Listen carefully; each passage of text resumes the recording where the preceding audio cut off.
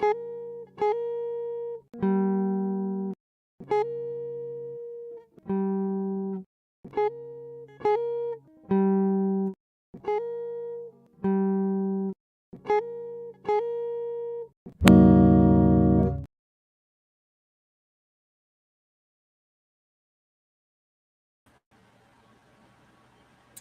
good afternoon, Sword Family.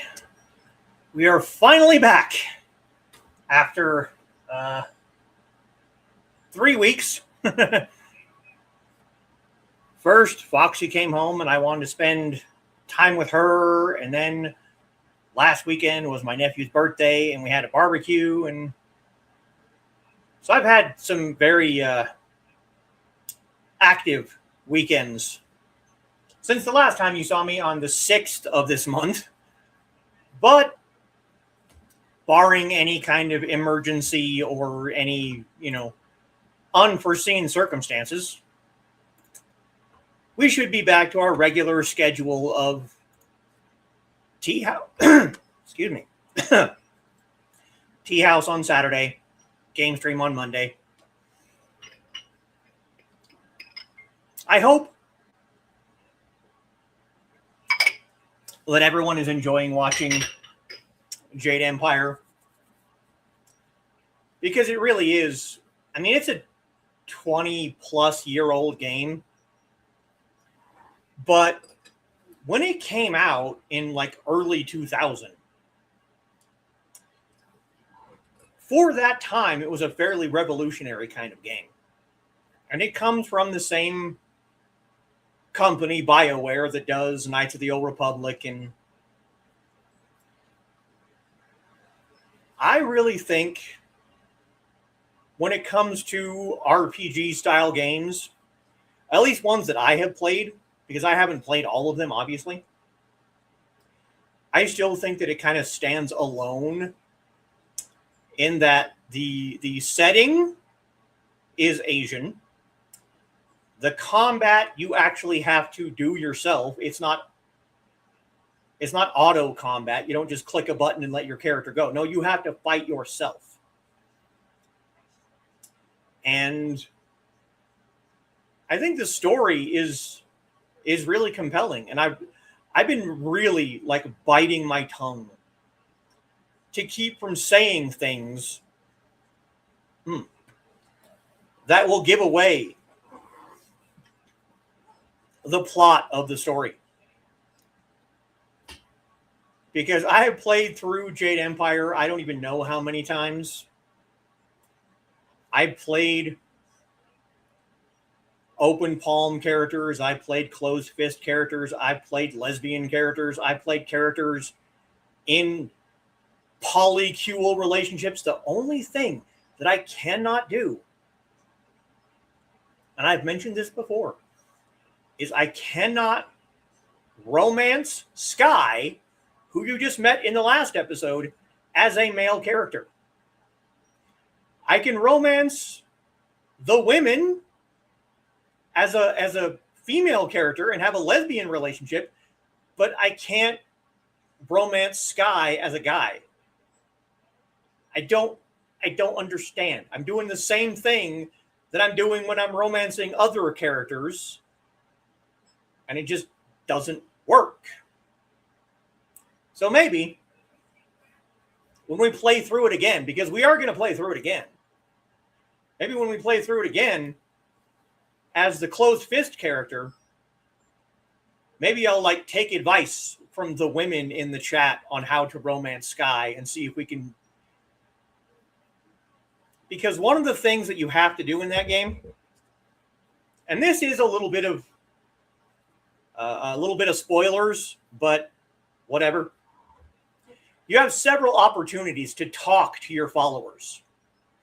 And as you're talking to them, you're learning their story. You're learning their history. And if you are a closed fist character and you're trying to romance an open palm character or vice versa, you have to change their outlook. You have to change them from being open palm to closed fist or from closed fist to open palm.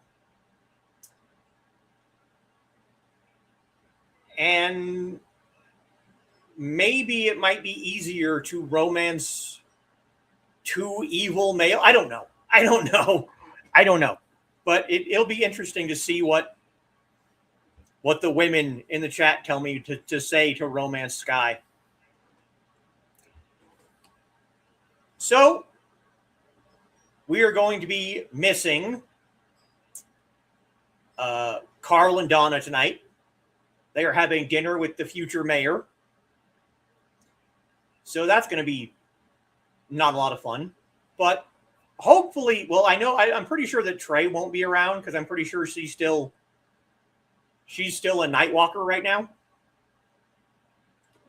But I hope that they watch this on the rerun, and I hope that it is informative, because this is something I've wanted to talk about. But before, in season 1, I was mainly focusing on just China instead of like greater Asia. So it was harder to talk about these things. And I wanted to do something kind of cool with the thumbnail.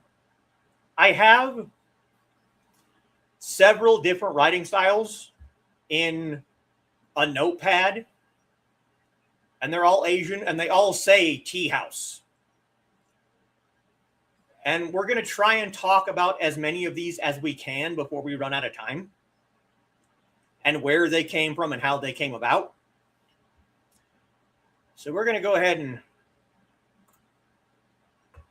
bring that up here. Let's go to this layout. Okay, so we have hiragana and katakana. Those are both Japanese. This, for Kitty, is Bengali, an Indian language. Hindi, another Indian language. Korean, Thai, Arabic, and Tibetan. So we're going to try and talk about as many of these as we can in the time that we have to talk about them. If we can't get through all 8 of them, well, maybe we'll do a part 2 next week. So let's go ahead and run through the comments really quick, and then we'll get started.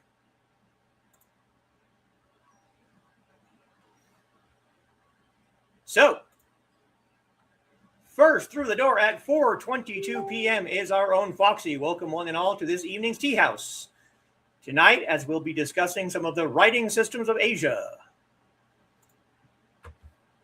Please remember to like, share, and subscribe if you haven't already. Yes, please do. And there is Dan at 5 o'clock on the dot. Good evening. Good evening, Dan. And there's Captain Joe. Good evening, everyone. Oh, Trelena and I will probably be out to dinner still by the time the show starts, but we will definitely be on after we get home. All right. Have a nice dinner. I'm glad that you're both, awake and alive. Have a great time. Have a great dinner. Foxy greeting Dan. Dan greeting Foxy.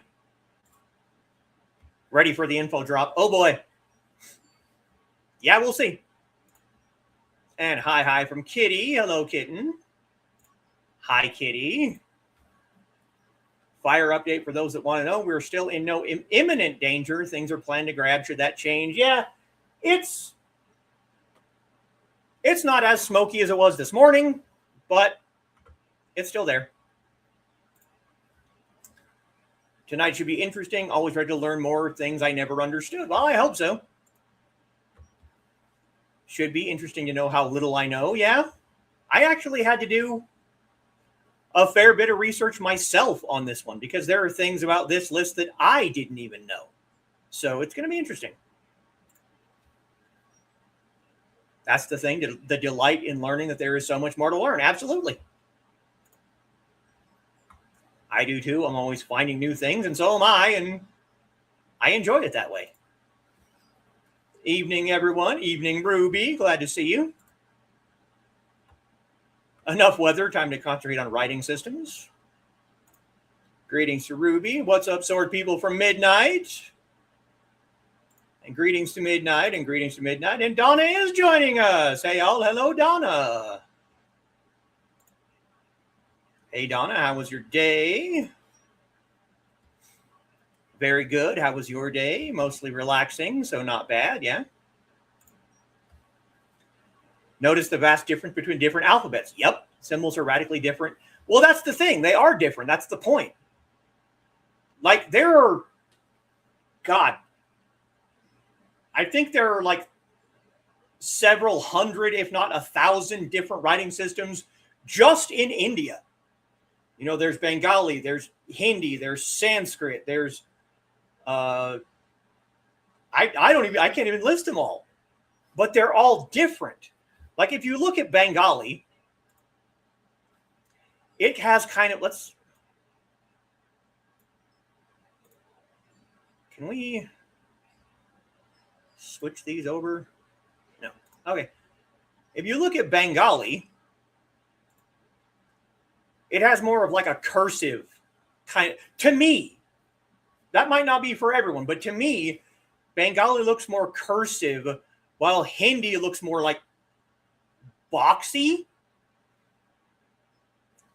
And then there are others that are different on top of that. And then you have Korean, which is different from Chinese, and Thai is different from, they're all different. That's kind of the point. That's why I wanted to go over this as much as I could. Mine too, but it's definitely neat. And Carl is joining us. Wow, I didn't think you guys were going to make it. Late to the party, but we made it. I'm glad.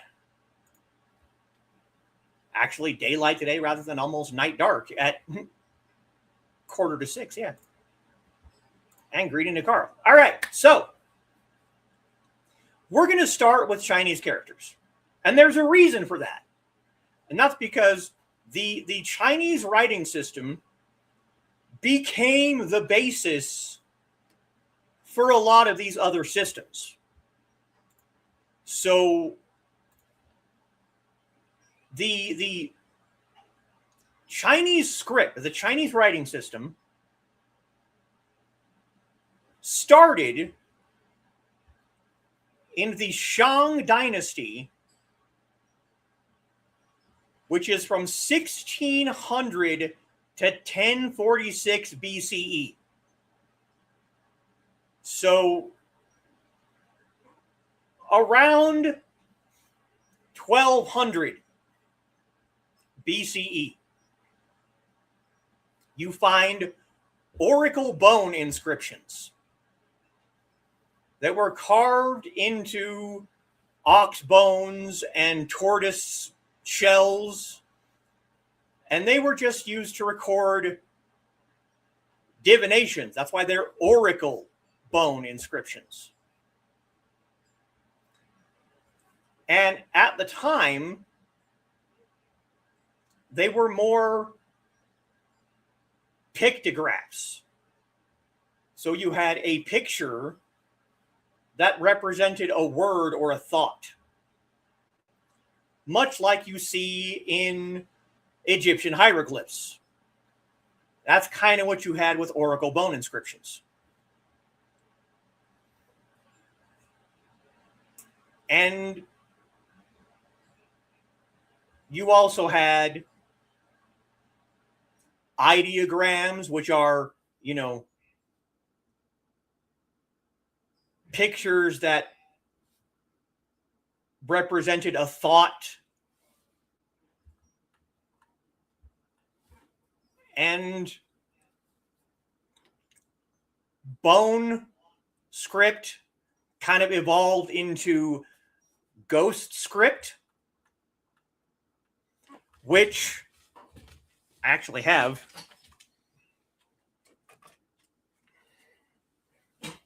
right here.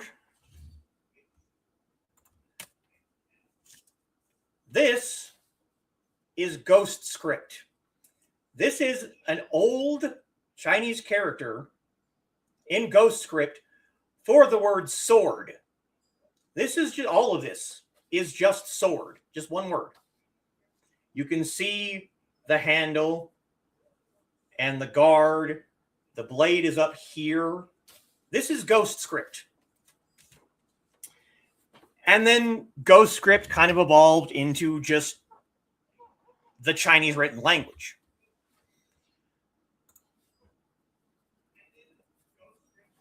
Now, I could probably do an entire Teahouse just on the Chinese written language, because there's so many steps in between the Oracle Bone to Ghost Script to the Chinese characters we know today. But since we have so much to go over, I want to kind of limit it there, because the next two on the list are hiragana and katakana from Japan. Those are derived from kanji. And kanji are Chinese characters. Like I said, the Chinese writing system is the basis for the Japanese writing system, the Korean writing system. All of these came from the Chinese characters. Kanji, these are what is known as logographic.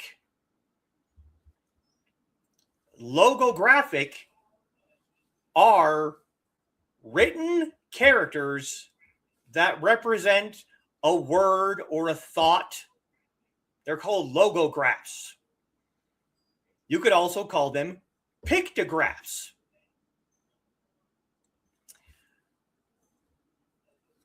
So when you have Chinese characters, each character represents an entire word or a thought, instead of phonographic writing systems where each character represents a sound. Hiragana and katakana are logographic, but like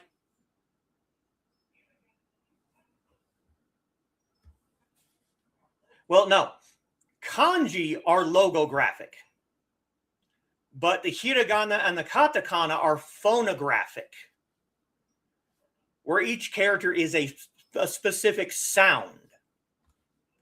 The same thing you get with written Arabic. It's also considered phonographic. But with Arabic, the letters represent just consonants and some vowels, but not all vowels. So with kanji, Chinese writing was brought over to Japan on seals and letters and coins and mirrors from China. The earliest instance is in 57 CE. So you have this writing system that comes over to Japan,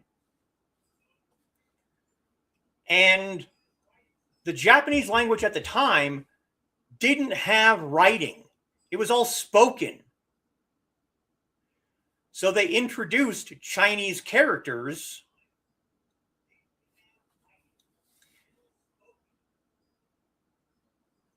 and mostly they were written and read in Chinese. They didn't translate them to Japanese right away. During the Heian period, 794 to 1185 CE, they created a system known as kanbun. which involved using Chinese texts with diacritic marks. Now, for those of us who are not writers, who don't write in other language, diacritic are the little marks that you see above letters. So when you see an A with a line over it, or with a little V above it, or two dots, those are called diacritics. So kanbun was Chinese texts with diacritics that allow Japanese speakers to read Chinese sentences and then restructure them into Japanese, changing word order and verb endings to make the Chinese in accordance with Japanese grammar.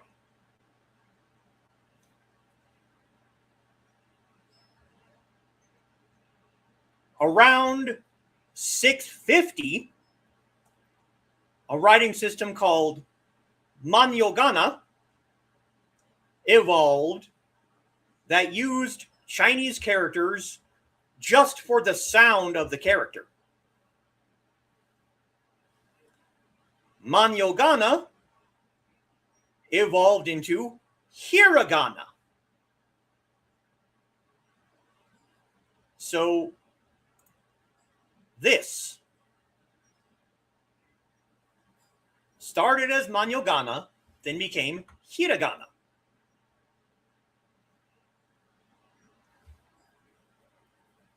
Hiragana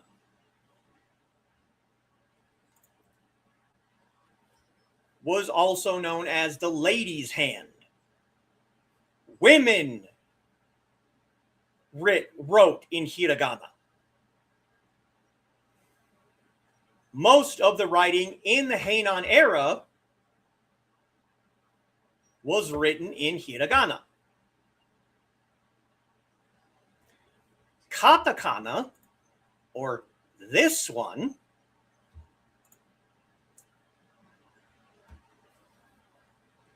used part of kanji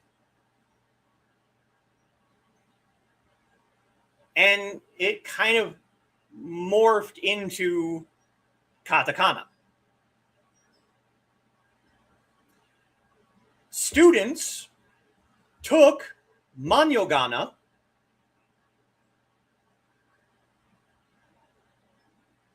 and simplified it into katakana.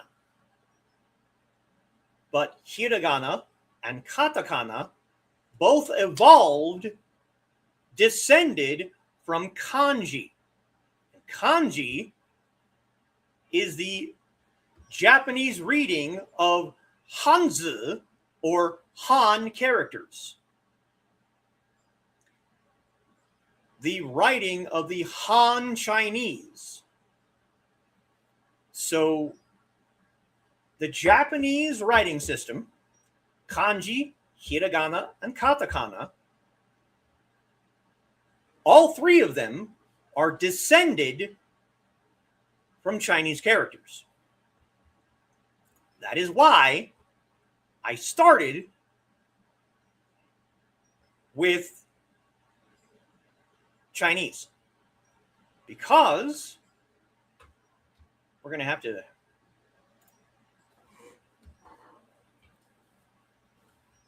oh, that's cool. Think hiragana was what I tried to learn, could not wrap my mind around at the time that I could dedicate to it. That's, yay, you know what? And tonal languages, almost all of these, almost all Asian languages are tonal.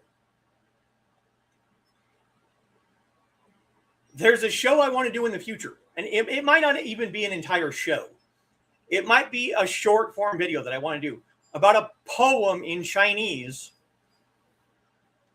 that is just the same word in Chinese, but with different tones. It's one word, over and over and over and over, but in different tones.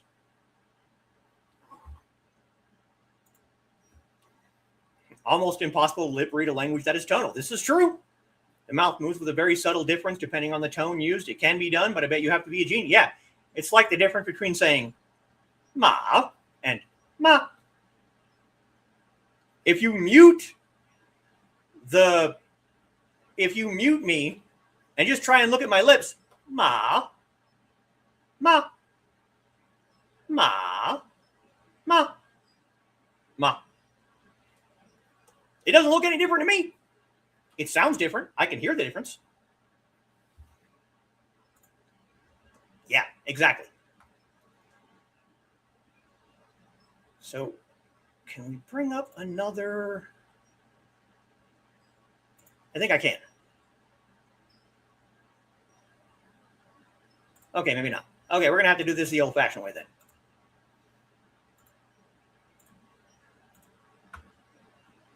So here is the development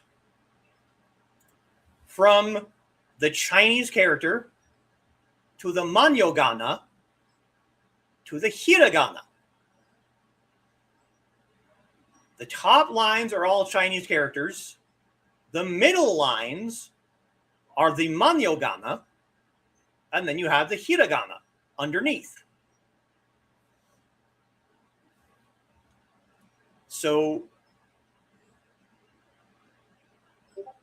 this is the character for Wu, which is martial arts, in kanji. Then you have the Manyogana, which becomes the Hiragana. That is the evolution of the characters. Some of them are pretty straightforward. Some of them leave a little to be desired as far as I'm concerned, but I am not a Japanese-speaking person. So I'm actually going to post something about Dude later today, so you're going to have to keep an eye open for that. Let's go ahead and bring our little friend back up here.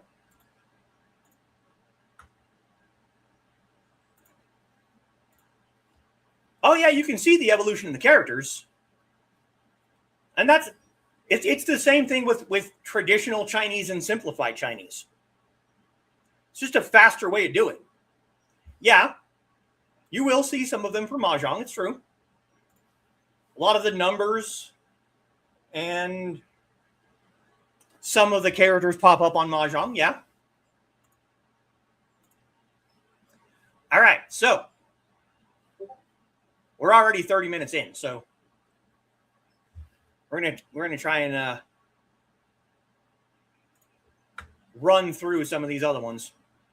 So next up is Bengali, and that is an Indian writing system from the Bengal region, Bangladesh, and it is an alphabet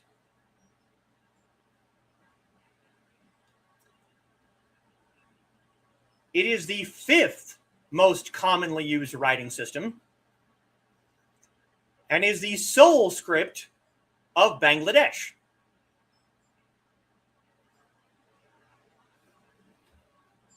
It is derived from Brahmi, which is an ancient Indian script from around the 3rd century BCE. Bengali, unlike the Chinese and the Japanese,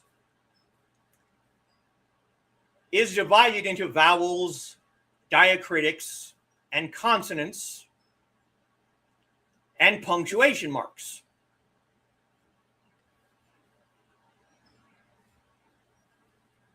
It has 11 vowels,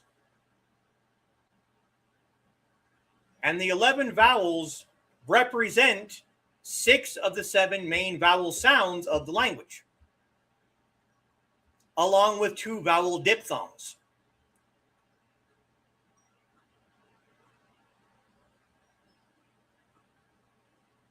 I wasn't able to find as much about the history of Bengali.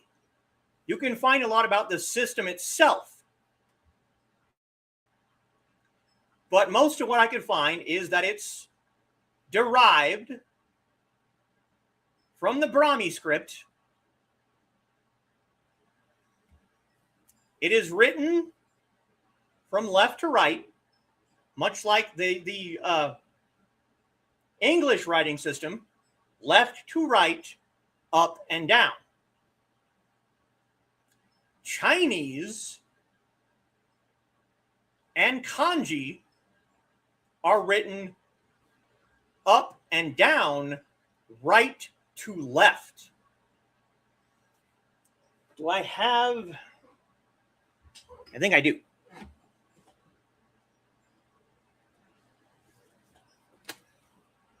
I have to get the way that Chinese and Japanese are written, which a lot of people consider backwards from the way that,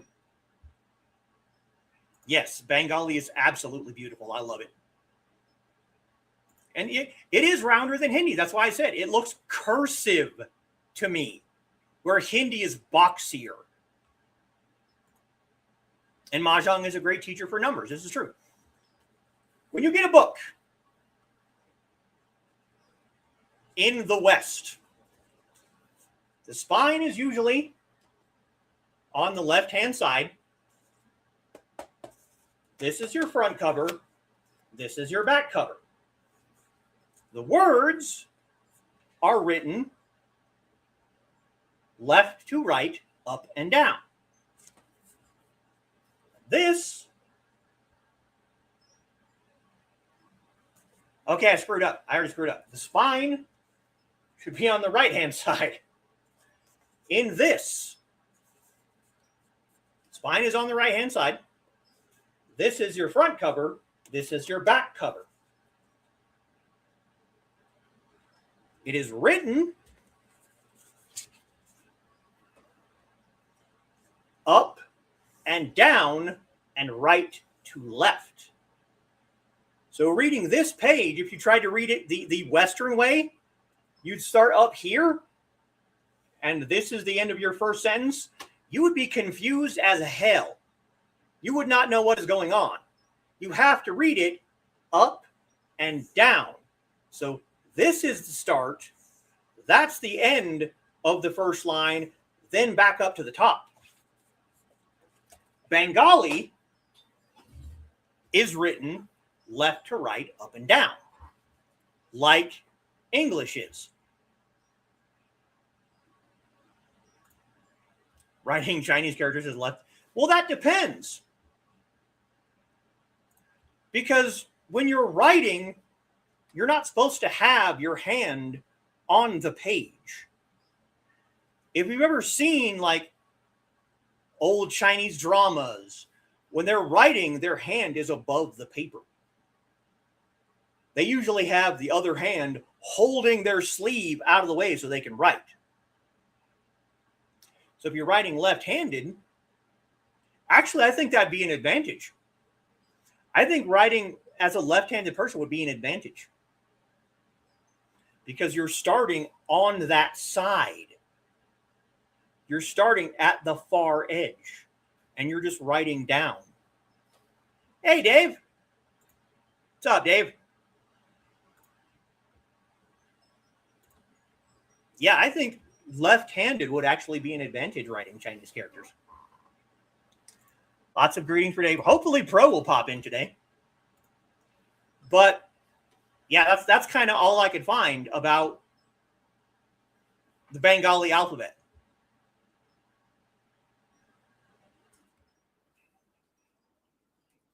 Is that it's based off of Brahmi, written left to right, and it is something called an Abu Gita, which means the vowels are mainly realized not as independent letters, but as diacritics. And like a lot of these writing systems, there is no distinction between upper and lowercase letters. It's all the same. You don't write one bigger than the other. No one cares. So now we move on to Hindi, which to me is kind of boxier. Bengali is the cursive. Hindi is the standard, I guess. It's a very poetic looking language, don't get me wrong. But Bengali looks more cursive to me than Hindi. And Hindi,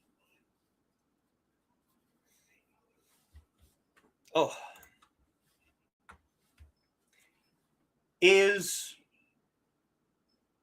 part of the Devanagari script. And it is the official language of the Indian government and most of the northern half of India.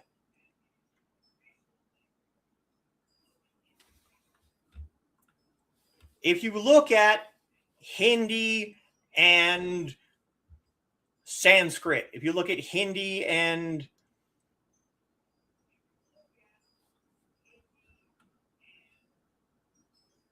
there are several written languages that Hindi is kind of the basis for.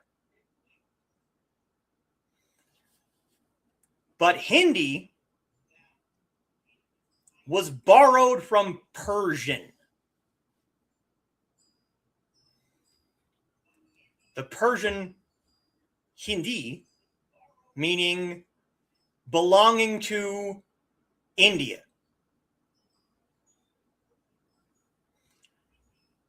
So Hindi comes from the Devanagari script, which if you look at Devanagari and you look at Hindi, you can see the connection. It was developed in the 8th century CE. And by 1000 CE, it had basically achieved the form that we see today. 48 characters, 14 vowels, 34 consonants. It is the 4th most widely adopted writing system in the world. Devanagari is.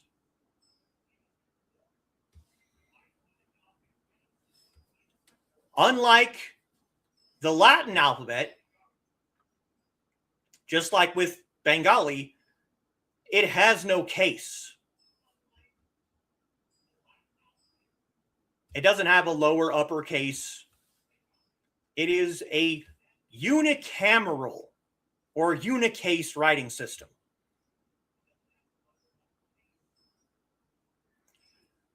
But both Hindi and Bengali have this little line at the top. You see the line at the top. Right here, the line dips into this character. It happens here and here too. But with Hindi, the line is straight across. That's how you know you're looking at mostly at an Indian language system, is this little line up here.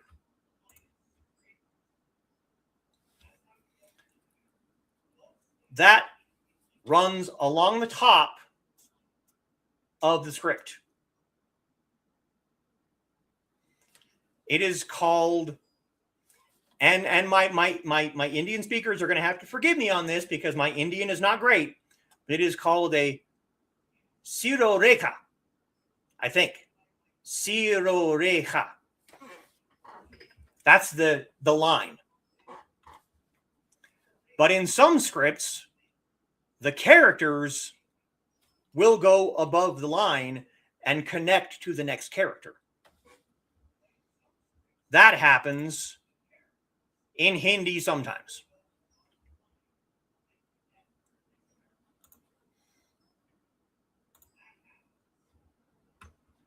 Good. Glad you agree with me. Greetings. Thank you, Dave. I'm glad it's yeah. Yeah, the line is kind of an identifier from everything that I could find. That's how you know it's an Indian script.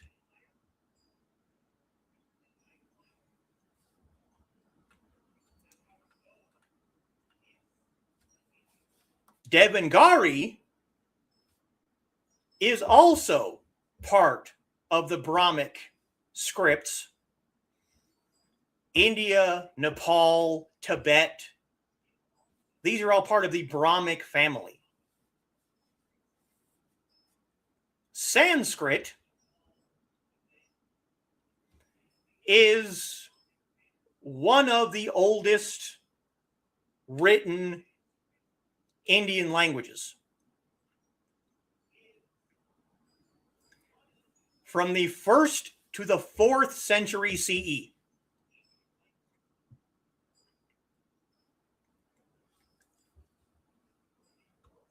The modern, as I said, 1000 CE. So over the course of about 1,000 years, Sanskrit and all of these other languages kind of evolved on their own, similar to what you found with kanji to hiragana and katakana.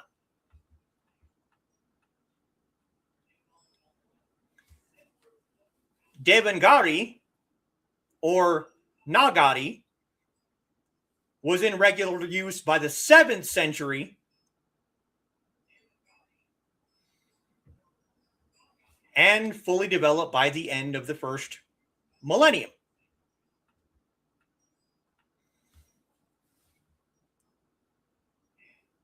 You can find Indian writing going all the way back to the 1st, 2nd, 4th, 7th century. And if you're going to be looking at an Indian language system, Sanskrit, Hindi, Nepali, you're going to see that line. Now, some of the other Indian scripts, this might upset some people. But some of the other Indian scripts, to me, aren't as pretty. They're not as visually appealing to me.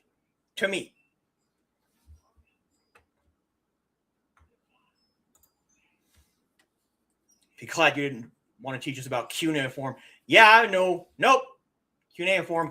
There actually was a person on Instagram that I was following for a while that wrote and taught a little bit of cuneiform, but not for me. Thank you. All right. Korean. What do you think Korean language is based off of? Korean is adapted from Chinese characters. The kanji or hanzi in Korean is hanjia. Hanjia. My Korean is not great either, so you're going to have to, But they also have Hangul.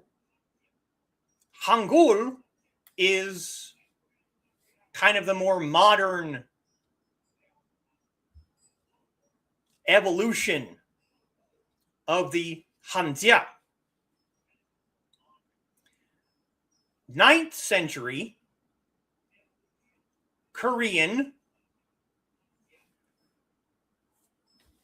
was written using a number of systems known as the Idu.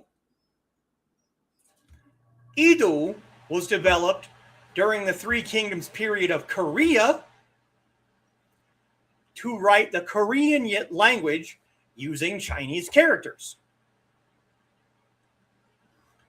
That's the Hanjia. Hanjia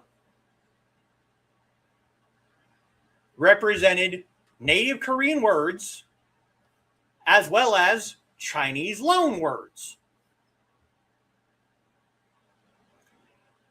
Hangul is introduced in the 15th century as a simpler alphabet specifically designed for the sounds of the Korean language. Hangul is unrelated to Chinese characters,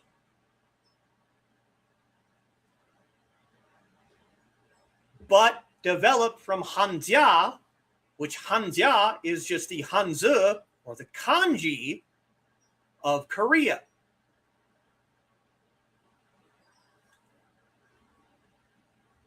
Writing Korean,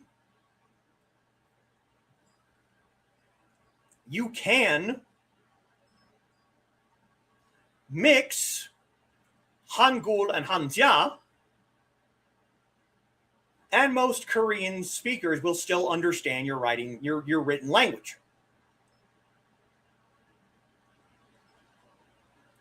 Hanjia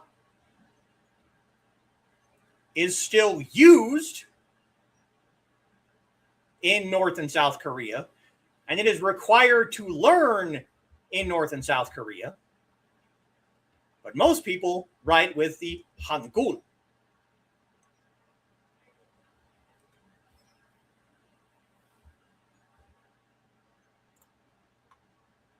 Next up, we have Thai. Thai is also a very beautiful written language. Now, I'm having most of these up here as a picture so you can visually see the difference. Because there are people, usually ignorant people, who say that all these things look exactly the same. And to those people, I say, you need to get your eyes checked. Because this and this and this, they look nothing alike. When I'm watching a movie, or even better, there's this game out there. And it's called GeoGuessr. And the game will drop you in a random spot on Earth. And you have to try and find out where you are.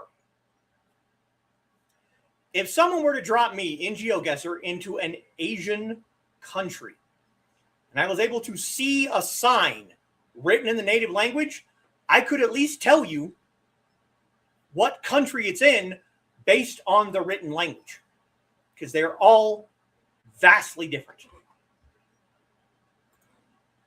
Yes, I said 3 kings, not 3 kittens. Korean looks, to my inexperienced eyes, more spicy. Well,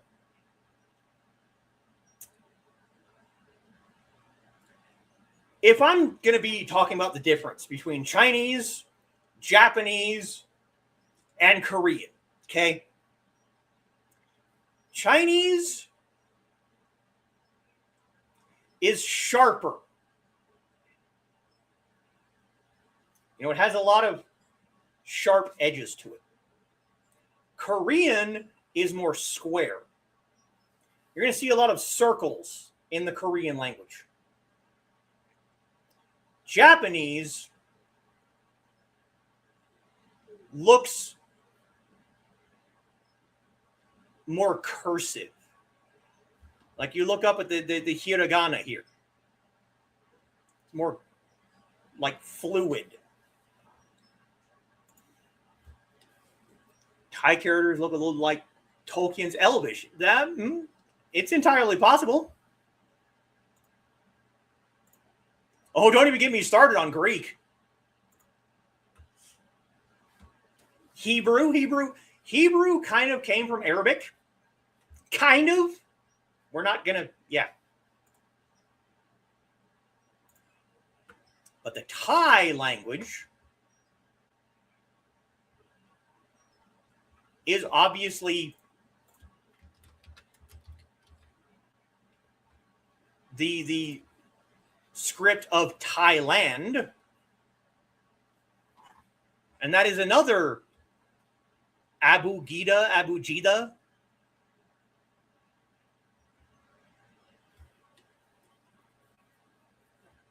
It is derived from the Khmer script,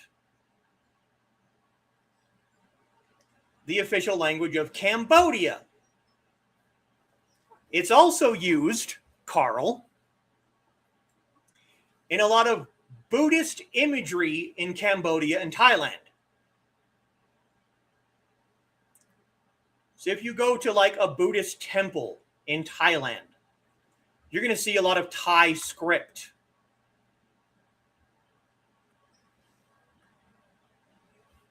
The Khmer script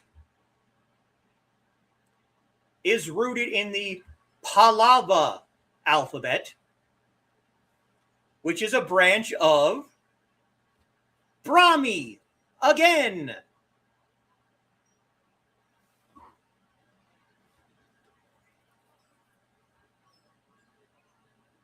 The earliest Thai script developed from Khmer in 1292. Now, some people question the authenticity of that 1292 script, but an inscription from 107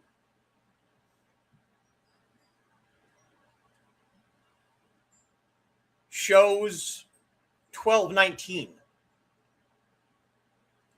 as the earliest Thai script.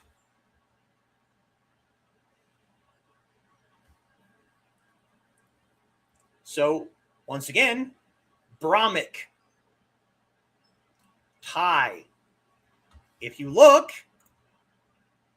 at Thai and Hindi and Bengali, they all share the same root language.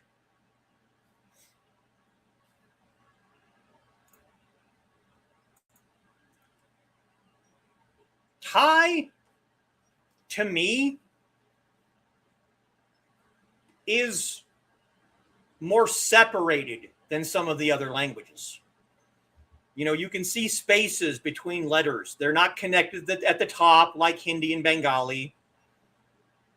They're separate. And they're also squigglier. I don't know what else to tell you. Squiggly. Thai is squiggly. And there's lots of circles. Circle, circle, circle, circle, circle, circle. It's very squiggly.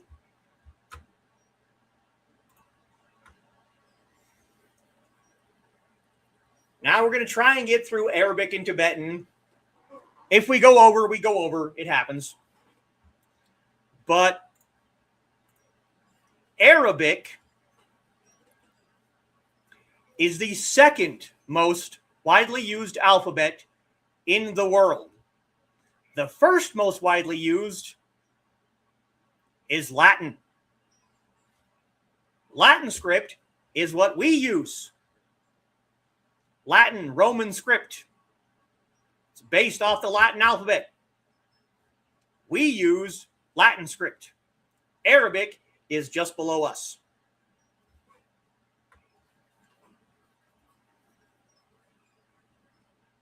And it has the third most number of users after Latin and Chinese. Arabic is a writing system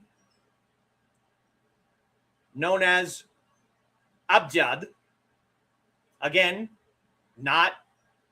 don't crucify me with pronunciation, but an abjad is a writing system in which only consonants are represented by letters.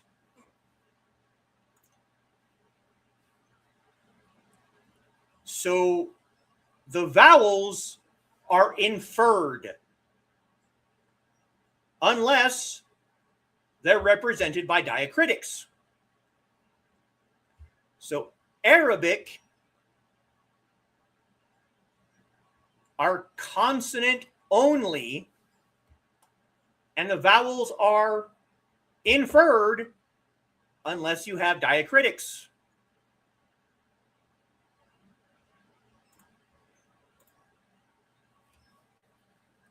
The Quran is one of the earliest known examples of Arabic script.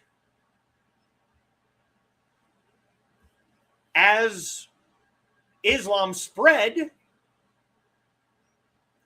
the language became the primary script for several language families. Arabic, Persian, Urdu, Punjabi, which is another Indian language, and Arabic is written right to left. So this is the beginning of your sentence. It's read this direction, from right to left instead of left to right. You tried to read it this way,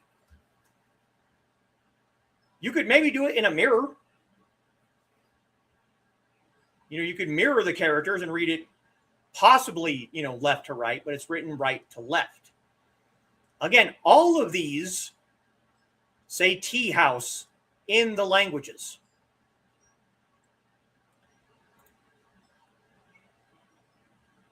The Arabic alphabet is either derived from Nabatean or the Syriac alphabet, which are derived from Aramaic.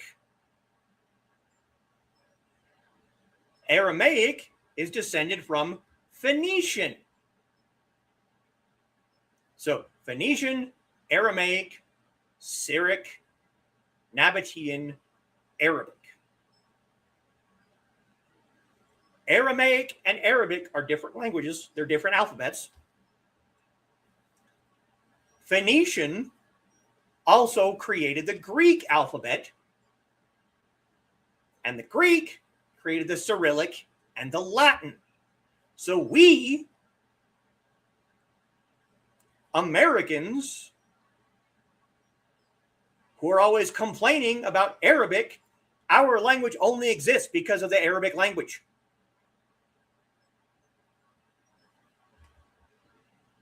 In the 6th and 5th century BCE, northern Arab tribes emigrated and started a kingdom in Petra in Jordan. They spoke the Nabatean language.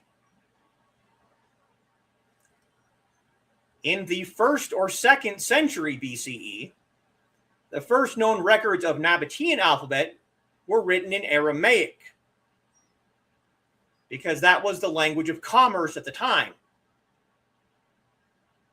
but also included some Arabic language features. The Nabateans did not write in the language they spoke. They wrote in a form of Aramaic,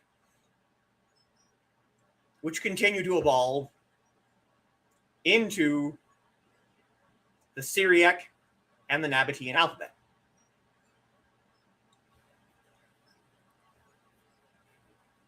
You get more cursive and join letters when they started writing on papyrus.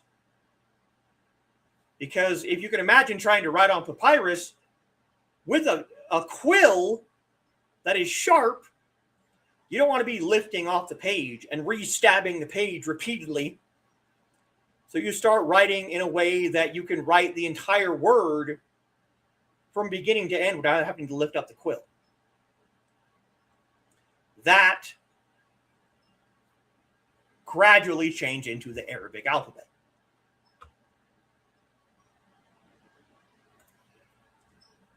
So finally, we get to the Tibetan. Now, Tibetan, again, to me, it's smaller, and compared to Thai and Arabic and Bengali, it's abrupt. You know, these are all kind of cursive, trying to think of a word here.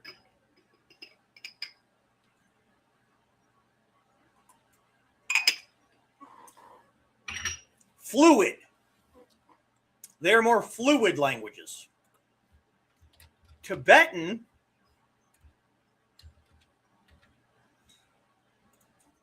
is more abrupt. It is also an abugida,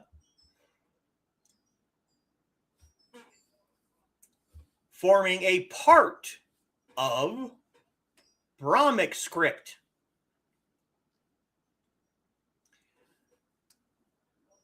We don't have a lot of research on the development of the Tibetan language. It is traditionally considered to be developed by Thonmi Samboda for King Songtsen Gampo.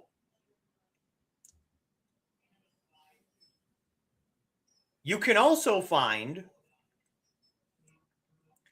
Tibetan script in non-Tibetan languages in places like Nepal, because Nepal has a cultural contact with Tibet.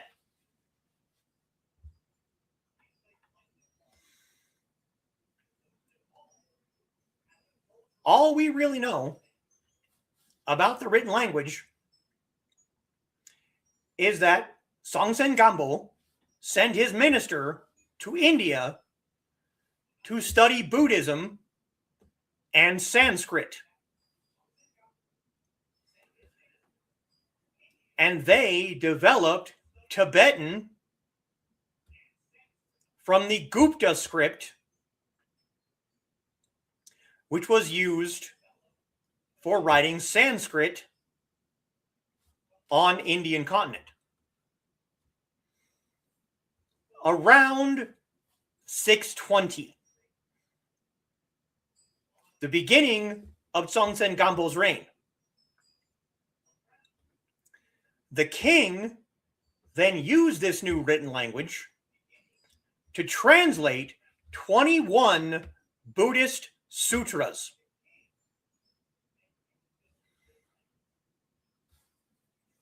In the first half of the 7th century, Tibetan script was used for codification of Buddhist texts, for writing laws, and for the Constitution.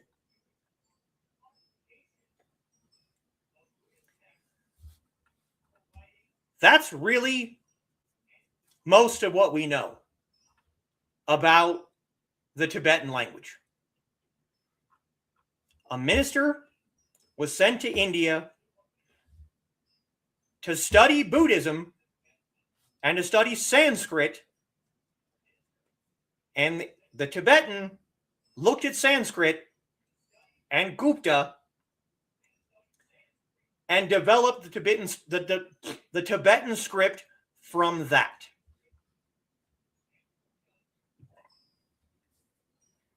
(620) CE. So these hiragana, katakana, Bengali, Hindi, Korean, Thai, Arabic, Tibetan, they all share a common-ish root. A lot of them are based off of Brahmic scripts, and the ones that aren't based off of Brahmic scripts are based on Chinese characters. Korean, kanji, hiragana, katakana are all based on the Chinese writing system.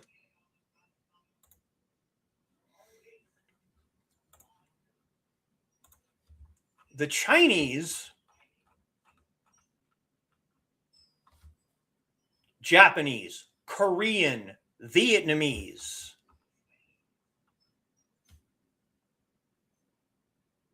they all are based on the Chinese writing system. So if the Chinese writing system had never been invented, had never been created, a lot of these other writing systems might not exist today. And if Arabic, we still to this day in this country use Arabic numerals. If Arabic wouldn't have been created, the English writing system might not exist today. They're all connected. That's kind of the point. They're connected. We are connected. We are all connected.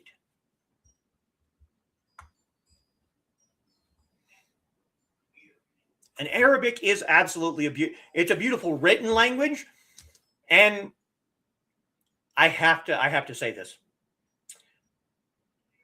If you can, go out and find a book. Not necessarily the Quran, but go out and find an old book of Arabic poetry. Some of the most beautiful written poetry I've ever seen in my life. And if you can speak the language, or if you know someone who can, those people knew how to write some damn poetry. They knew. I have seen some Arabic poetry, and the language sounds beautiful. And they know how to write some damn poetry. Latin script and Arabic numerals, yes. Makes so much sense.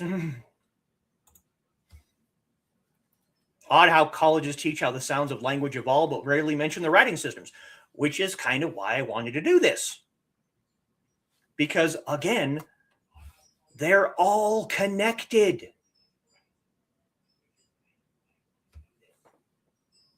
Chinese to Japanese, Chinese to Korean, Tibetan from Indian, Indian from Brahmic. It's all connected.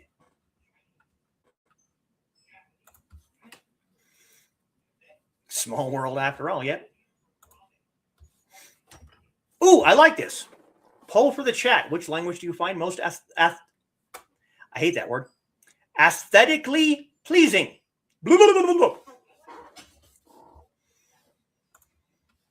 Far as beauty, either Bengali or hiragana. Okay, I can go with that. Tie between Korean and Thai. Okay.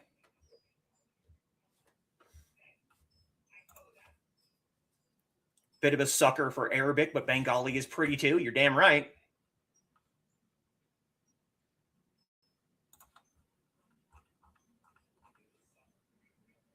Oh, come on.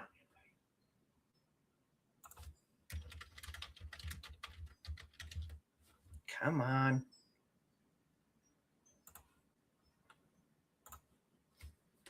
Ty looks like a doctor writing in cursive.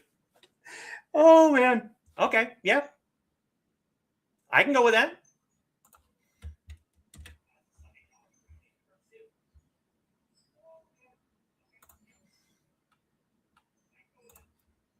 Yeah, I know your vote. Your vote is obviously Bengali. Bengali is beautiful. And there are far and away more written Indian language than even I put here.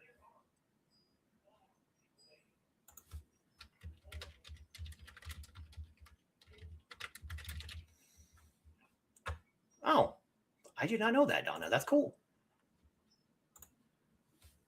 Like Foxy, I'm a sucker for Arabic, but then my second fiance was Arabic. I did not know that. That's cool.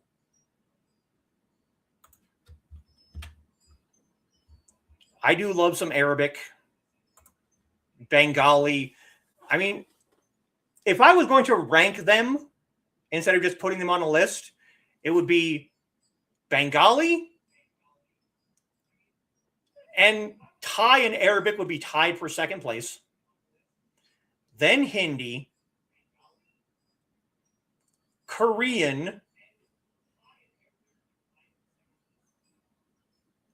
Hiragana, Katakana, and then Tibetan. That doesn't surprise me. Hindi or Bengali, that doesn't surprise me.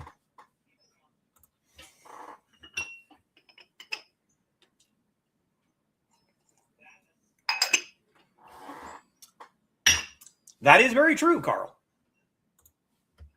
India is sort of crowded, so they have lots of variations. Yes, they do. First fiance was Greek. Interesting. Did know a bit of each language back then, but you know what happens when you don't use it. Which is why I continue right now at this moment on Duolingo on my tablet, Mandarin, Scots Gaelic, Spanish, and I'm considering starting Korean. I tried Hindi for about a week and it kicked my ass.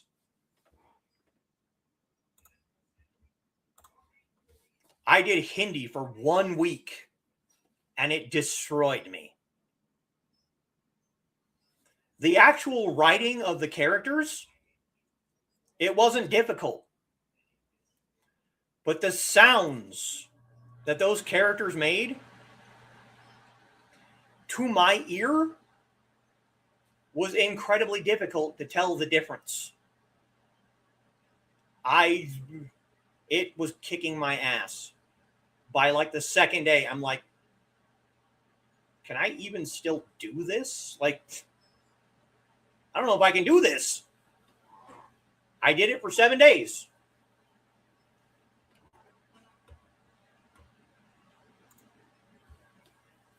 Entonces podemos hablar en español en el cuarto verde. Nice.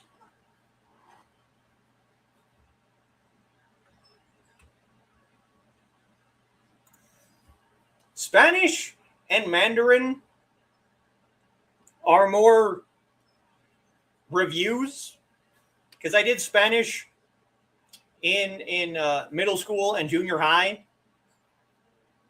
I've been learning Mandarin perpetually since I was like 14, so that's kind of been a continuing thing.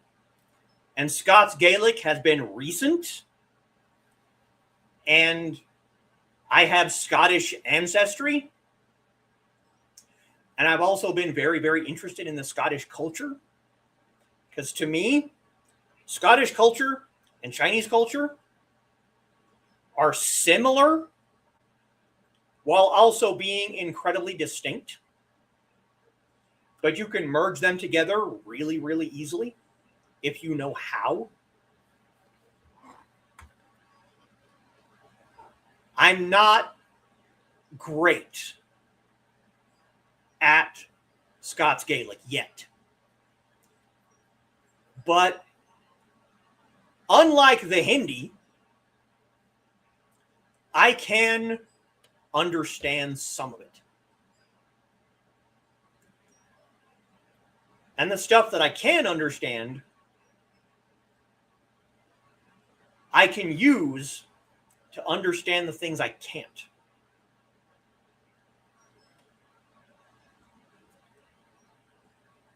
And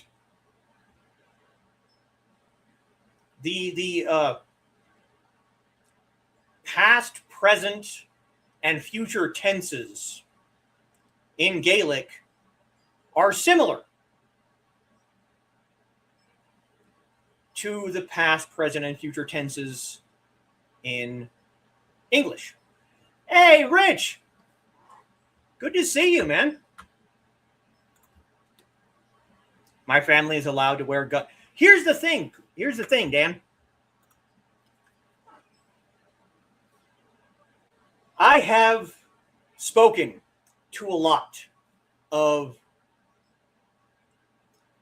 Scottish people, and a lot of them do not care what tartan you wear. They don't care, because they are just happy to see you embracing their culture. My family is descended from the MacDonald clan, not McDonald, MacDonald, Donell.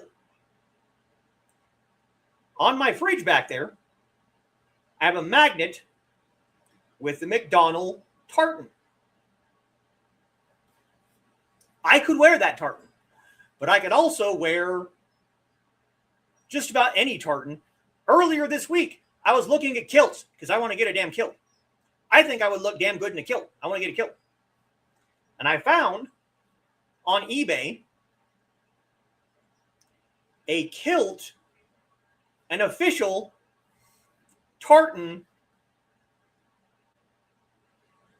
for Pride. It is officially the LGBT kilt.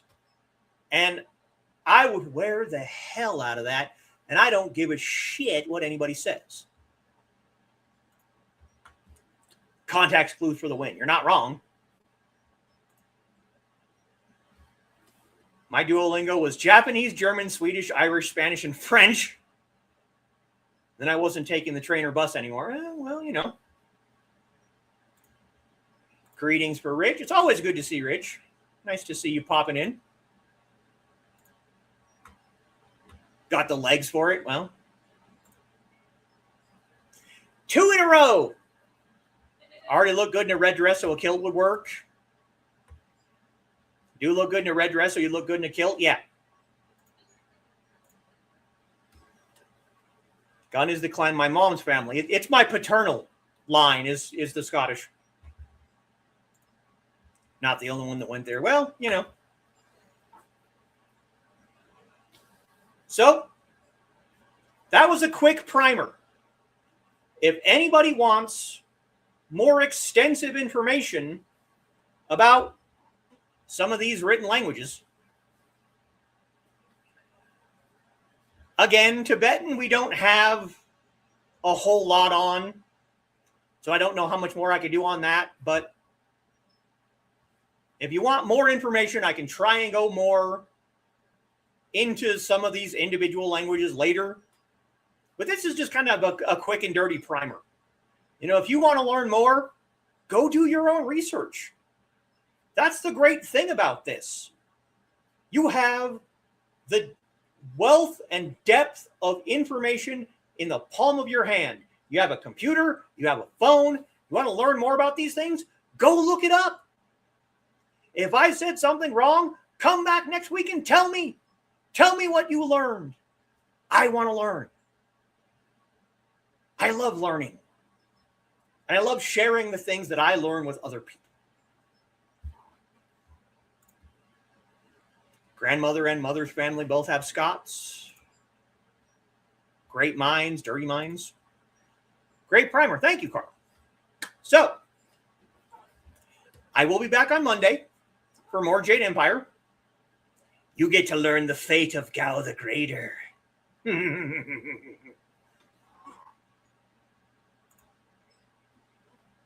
Maternal is Irish Brady. She thinks there might have been a Mac or an O, but probably an O. O Brady is definitely, yeah. came to the States, but her father passed on when she was 17. Oof. Okay, Dan, that's something I can definitely do. Like to see Chinese script compared with Korean. I can do that. Let's do that next week. Let's do that next Saturday. Let's compare Chinese and Korean scripts. That sounds like a plan. All right. More Jade Empire on Monday. Next Saturday, we're going to compare Chinese and Korean scripts. That sounds like a good plan. I like this. All right. I will see you all next time. Thank you all for coming. Special shout out, especially since he's here, to my patrons, Dan Hollifield, Carl Wichman, Rich Asplin Jr., and Joe and Trelena Bachman. It has been lovely to see Rich pop in.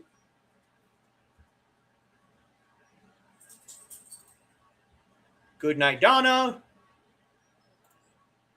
Good night, Dan. I will see you all next time. 再见。